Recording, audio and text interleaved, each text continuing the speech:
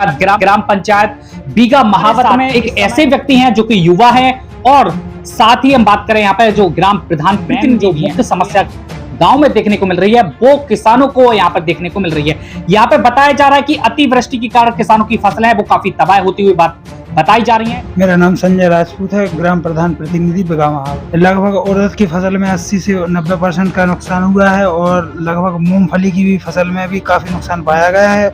लगभग 70 से 80% मूंगफली की फसल में नुकसान है। थोड़ा बहुत सोयाबीन की भी फसल में नुकसान है, 30 से 40% लगभग।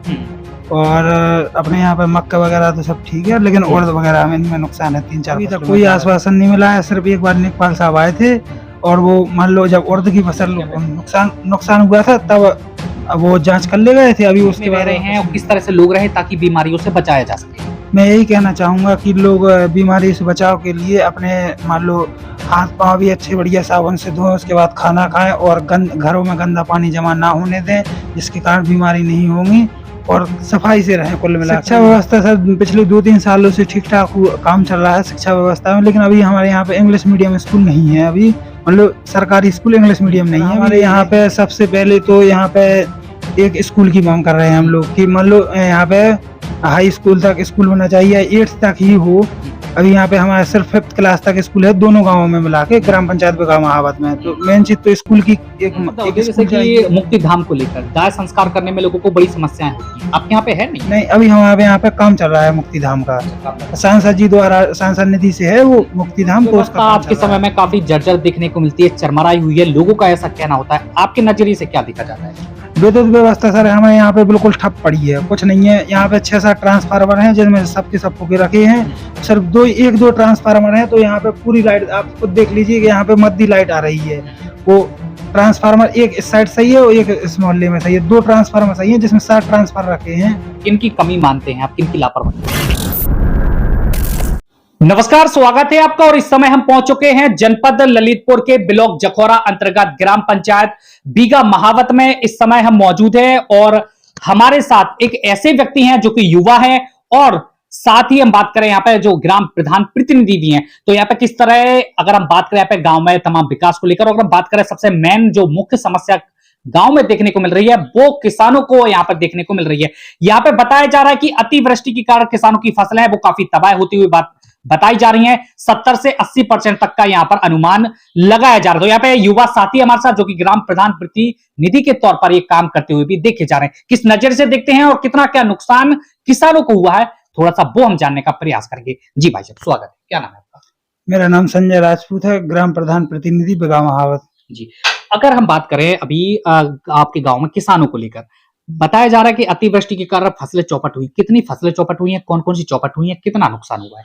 लगभग उड़द की फसल में 80 से 90% का नुकसान हुआ है और लगभग मूंगफली की भी फसल में भी काफी नुकसान पाया गया है।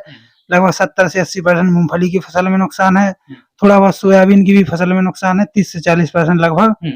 और अपने यहाँ पे मक्का वगैरह तो सब ठीक है, लेकिन उड़द वगैरह में इनमें नुकसान है 3-4 फसलों में ज्यादातर ओलावृष्टि है। अगर हम बात करें अभी इस समय प्रशासन अधिकारी भी उनके द्वारा टीम भेजी गई है, जांच करवाई गई है, क्या कुछ जांच हुई है? क्या आश्वासन अभी तक मिला है? क्या उम्मीद आपके किसानों को लग रही है? अभी तक कोई आश्वासन नहीं मिला है। सिर्फ एक बार लेखपाल साहब आए थे और वो मान लो जब उड़द की फसल नुकसान हुआ था तब वो जांच कर ले गए थे। अभी उसके बाद और कुछ नहीं हुआ है। बाकी हम अगर बात करें किसानों को लेकर कि उनकी कुछ किसान ऐसे भी देखे जाते हैं जिन्होंने कर्जा लेकर के खेती बाड़ी की हुई थी। कितने किसान ऐसे देखे जा रहे हैं जिन्होंने कर्जा लेकर के अपनी खेती बाड़ी की हुई थी और इस तरह जिस तरह की फसलें चौपट हुई हैं, आश्वासनों को कुछ मिला नहीं, जांच हुई नहीं और अगर वो मुआवजा नहीं मिलता तो क्या आफत उनके ऊपर आने वाली है? सर यहाँ पे लगभग 90% किसान कार्ड निकाल के काम कर रहे हैं। कोई बानिया से लेकर पैसा लेकर उधार खेती कर रहा है अब, लेकिन अब यहाँ कुछ निकला नहीं है तो अब वो कहाँ से क्या भरेंगे। अब काफी नुकसान है उनके लिए और मान लो वो बहुत परेशान है आदमी। तो क्या उम्मीद किसान प्रशासनिक अधिकारी से करे, जनप्रतिनिधि से करे? मुआवजा मिलना चाहिए, नहीं मिलना चाहिए? सर हमने कई बार प्रयास भी किया है मुआवजा दिलाने के लिए और लेकिन कोई सुनवाई नहीं हो रही है उसके लिए। तो आप देख सकते हैं यहाँ पे कि बीघा महावत की अगर हम बात करें यहाँ पे तो इस समय हम ग्राम पंचायत में मौजूद हैं और हमारे साथ ग्राम प्रधान जी प्रतिनिधि जी मौजूद हैं और जैसा वो बता रहे हैं कि लगभग 80% किसानों की जो फसलें है वो यहाँ पे पूरी तरह से तबाह हो चुकी हैं।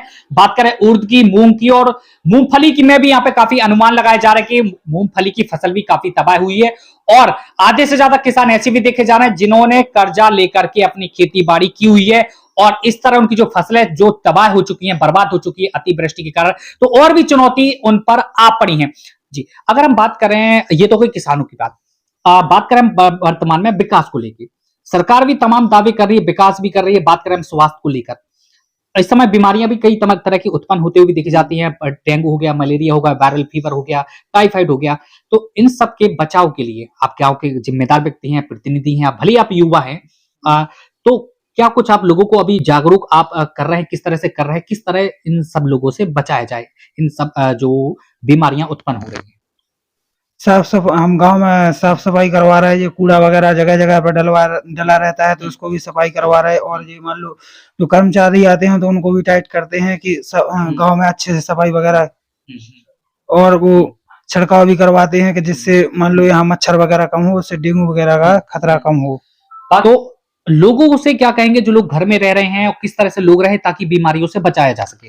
मैं यही कहना चाहूंगा कि लोग बीमारी से बचाव के लिए अपने मान लो हाथ पांव भी अच्छे बढ़िया साबुन से धोएं, उसके बाद खाना खाएं और घरों में गंदा पानी जमा ना होने दें, जिसके कारण बीमारी नहीं होंगी, और सफाई से रहें। कुल मिलाकर ये है कहना। गांव में और भी तमाम विकास के कार्य आते हैं साथ, वो भी आप देख रहे होंगे क्योंकि आपने अगर जिम्मेदारी ली हुई है। तो जैसे गांव में सड़कें हो गई, नाला नालियां हो गई, सफाई व्यवस्था हो गई, पानी की बात हो गई, बात करें शिक्षा की बात अगर की जाए, सबसे पहले अगर हम बात कर लें गांव में नाला नालियों को लेकर, आज के समय में बीमारियां काफी उत्पन्न होती हुई देखी जाती हैं। तो क्या कुछ अभी नाला नालियों का हाल है? क्या कुछ सफाई का हाल है? नाला नाली हमारे गांव में ज्यादातर सफाई बढ़िया है और हम समय समय पे नालियों की सफाई कराते रहते हैं और नाली वगैरह सब यहाँ पे साफ सुथरा रहता है, स्वच्छ है। एक और चीज होती है पेयजल को लेकर, आज के समय में खास करके पेयजल की समस्या लोगों में ज्यादातर देखने के लिए मिलती है। अब तो सरकार ने घर घर जल पहुंचाने का काम भी शुरू कर दिया है, घर घर जल पहुंचाया जा रहा है। तो पेयजल की क्या कुछ आज स्थिति है आपके गाँव में? सर अभी मान लो पेयजल की, अब जैसे ये पाइपलाइन डल रही है तो ये अच्छा काम हो रहा है, लेकिन अभी मान लो चालू नहीं हुई है तो अभी तो समस्या है फिलहाल में प्रेजेंट में। फिर ये हो जाएगा पाइपलाइन तो बहुत बढ़िया है काम, और स्टार्ट हो जाएगा तो मान लो समस्या सॉल्व भी हो जाएगी पेयजल की। लेकिन अभी तो हमारे गाँव में बहुत ज्यादा पेयजल के लिए समस्या है। बाकी अगर हम बात करें किसानों के लिए सिंचित भूमि के लिए, जैसे कि उनको कहीं पानी की समस्या ना हो सिंचाई के लिए, तो क्या कुछ व्यवस्थाएं हैं सरकार द्वारा, क्या कुछ उपलब्ध कराया जाए? सर इस गांव में कोई व्यवस्था नहीं है सिंचित पानी के लिए यहाँ सरकार से, ना यहाँ पे नहर है और कोई भी मान लो बंदा वगैरह है, डैम वगैरह है नहीं है यहाँ पे, और सिंचाई के लिए यहाँ नहर नहीं है। मेन चीज तो क्या होना चाहिए चूंकि लोगों को पानी मिल सके? यहाँ पे सर नहर की मांग कर रहे हैं हम लोग। नहर आ जाती तो नहर से यहाँ पे वो हो जाता है। शिक्षा स्तर सुधारने के लिए सरकार का भी और भी लगातार प्रयास बढ़ता हुआ ही जा रहा है। शिक्षा को लेके हम बात करें, इंग्लिश मीडियम भी अब तो विद्यालय किए जाने लगे, प्राइमरी विद्यालयों की अगर हम बात करें, किस तरह आपके गांव में अभी शिक्षा व्यवस्था है, उसमें सुधार हुआ? अभी शिक्षा व्यवस्था सर पिछले 2-3 सालों से ठीक ठाक काम चल रहा है शिक्षा व्यवस्था में, लेकिन अभी हमारे यहाँ पे इंग्लिश मीडियम स्कूल नहीं है। अभी मतलब सरकारी स्कूल इंग्लिश मीडियम नहीं है, अभी यही है, हिंदी मीडियम ही है। आपके गांव में अभी ऐसी कौन सी व्यवस्था है जो आज काफी जर्जर हालात में देखने को मिलती है, आने वाले समय में आप उसको दुरुस्त कराने वाले हैं? हम बात करें सड़कों की, नाला नालियों की, पुलिया की, या हम बात करें अगर और भी तमाम चीजें जो होती है, जैसे हम आवासों की बात करें, मुक्ति धाम की बात करें। सर हमारे यहाँ पे सबसे पहले तो यहाँ पे एक स्कूल की मांग कर रहे हैं हम लोग कि मान लो यहाँ पे हाई स्कूल तक स्कूल होना चाहिए, 8th तक ही हो। अभी यहाँ पे हमारा सिर्फ 5th क्लास तक स्कूल है दोनों गांवों में मिला के, ग्राम पंचायत बिघा महावत में। तो मेन चीज तो स्कूल की एक स्कूल चाहिए। बात करें गरीबों के लिए आवास हो गया, शौचालय हो गया, आवासों के लिए भी बहुत मांग करेंगे। जो अभी पिछली सूची थी वो तो समाप्त हो गई। अब उसमें जैसे 2016-17 के बेस पर बनी थी तो उसमें कई लाभार्थी जो पात्र हैं वो छूट गए हैं। तो अब उसकी हम मांग कर रहे हैं कि जल्द से जल्द सूची बनवाई जाए, उसमें पात्र लाभार्थियों के लिए आवास की। एक और सुविधा होती है जैसे कि मुक्ति धाम को लेकर दाह संस्कार करने में लोगों को बड़ी समस्याएं होती हैं, आपके यहाँ पे है? नहीं, अभी हमारे यहाँ पे काम चल रहा है मुक्ति धाम का। सांसद जी द्वारा सांसद निधि से है वो मुक्ति धाम, तो उसका काम चल रहा है अभी हमारे यहाँ। तालाब की अगर हम बात करें, तालाब से भी किसानों को काफी सहूलियत मिलती है, आपके गाँव में है? नहीं है? होना चाहिए, नहीं होना चाहिए? तालाब पुराना तालाब है लेकिन अभी नया तालाब नहीं बना है। अमृत सरोवर का है तो पर जमीन नहीं है हमारे यहाँ पे। समस्या जी है तालाब बनाने के लिए सरकारी जमीन नहीं है, और जो पहले बना था तालाब तो वो आदमी की जमीन में बना, तो अभी उस पे मान लो और उसको हम लोग करा नहीं सकते सौंदर्यीकरण वगैरह, हम लोग आदमी रोकते हैं जिन खुद की जमीन नामवार जमीनों में है वो। विद्युत व्यवस्था आज के समय में काफी जर्जर देखने को मिलती है, चरमराई हुई है, लोगों का ऐसा कहना होता है, आपके नजरिए से क्या देखा जाता है? विद्युत व्यवस्था सर हमें यहाँ पे बिल्कुल ठप पड़ी है, कुछ नहीं है। यहाँ पे 6-7 ट्रांसफार्मर हैं जिनमें से सबके सब फूके रखे हैं। सिर्फ 1-2 ट्रांसफार्मर हैं, तो यहाँ पे पूरी लाइट आप खुद देख लीजिए कि यहाँ पे मद्दी लाइट आ रही है। वो ट्रांसफार्मर एक इस साइड सही है और एक इस मोहल्ले में सही है। 2 ट्रांसफार्मर सही है जिसमें 7 ट्रांसफार्मर रखे हैं। किनकी कमी मानते हैं आप, किनकी लापरवाही मानते हैं? प्रशासन की लापरवाही है इसमें, और किसकी है सर? अगर हम बात करें, वर्तमान में भाजपा सरकार है, विधायक भी भाजपा से हैं, सांसद भी आपके भाजपा से, मंत्री भी भाजपा से हैं, बड़े बड़े दावे भी करती हैं कि हर एक विकास पर ध्यान दिया जा रहा है, वो विद्युत हो, पेयजल हो, या आप बात करें सड़कों की बात करें, नाला नालियों की बात करें, सफाई की बात करें, तो आखिर क्या माना जा सकता है, जबकि दावे बड़े बड़े किए जा रहे हैं, धरातल की स्थिति कुछ और देखने को मिलती तो सर उसमें सरकार की गलती नहीं है सर, सरकार तो सब ऊपर से करती है, लेकिन इसमें मतलब स्थल मान लो सबसे नीचे स्तर पर काम उतना नहीं उसको किया जाता है। सरकार तो काम बढ़िया कर रही है। तो जैसे कि आप देख सकते हैं यहाँ पे कि इस समय हम ग्राम पंचायत बीघा महावत में हम मौजूद हैं, और क्या कुछ आज के समय में वर्तमान हाल यहाँ पे देखने को मिल रहे हैं। जैसा कि इन्होंने बताया कि सरकार बहुत अच्छे कार्य कर रही है, बाकी में वो धरातल पर उतारने का काम कर रही है, लेकिन अगर हम बात करें मनमाने लोगों की लापरवाही, ठेकेदारों की या संबंधित विभाग की, तो उनकी लापरवाहियां कुछ देखने को मिलती हैं। शायद कुछ कार्य ऐसा है कि जो वाकई में कागजों में ही समेट कर रह जा रहा है, और अगर हम बात करें धरातल की, तो हाल कुछ और ही नजर यहां पे देखने को मिलता है। जैसे अगर हम बात करें शिक्षा की, तो शिक्षा व्यवस्था में यहां पर कमियां देखने को मिलती है, जो कि 5वीं क्लास तक यहाँ पे विद्यालय यहाँ पे बताया जा रहा है। हम बात करें विद्युत व्यवस्था की, तो यहाँ पे विद्युत व्यवस्था पूरी तरह से ठप यहाँ पे बताई जा रही है, जर्जर हालात में यहाँ पे विद्युत व्यवस्था देखने को मिलती है। और बात करें हम यहाँ पे विद्युत विभाग के कर्मियों की, संबंधित विभाग की, तो वो किस तरह लापरवाहियां लगातार करते हुए देखे जा रहे हो। बात करें हम जब बिजली के बिलों की, तो जब बिजली का बिल जब आता है तो लोगों पर चढ़ाइयां करना भी शुरू कर दिया जाता है। और बात करें कि जितना कि लोगों को पर्याप्त मात्रा में विद्युत व्यवस्था मिलना चाहिए, वह भी लोगों को नहीं मिल पा रही है। बात करें जो ग्राम प्रधान जी, प्रतिनिधि जी हैं, तो वो भी लगातार लोगों को जागरूक करने का काम कर रहे हैं। साफ सफाई जो है वो भी लगातार करवाने का काम कर रहे हैं। लोग घर में कैसे रहे उसके लिए भी लगातार जागरूक करने का काम कर रहे हैं।